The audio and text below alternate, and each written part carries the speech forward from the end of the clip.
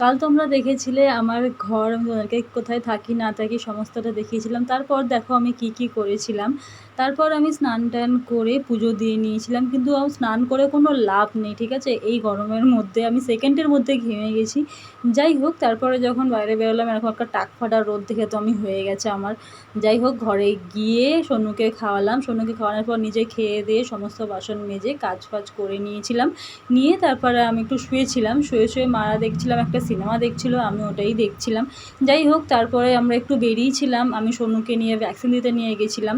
অভি ছিল না সাথে, তাই আমাকে কৌশিককে নিয়ে যেতে হয়েছিল। তারপরে আমরা বেরিয়ে গিয়েছিলাম, সোনুকে বেল ফেল পরিয়ে রেডি করিয়ে আমি নিজে রেডি হয়ে রাস্তায় বেরোলাম। দেখলাম কৌশিকও রেডি হয়ে নিয়েছে, তাই সেইটুকু সময়ের মধ্যে, কারণ ও খেলতে গেছিলো।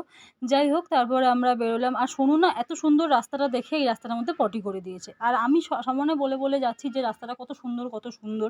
যাই হোক, তারপরে আমরা ডাক্তারখানায় চলে এসেছি। এখানে দেখো সোনুর ভ্যাকসিন হবে। তখন তো নীল লাগছে দেখতে, না?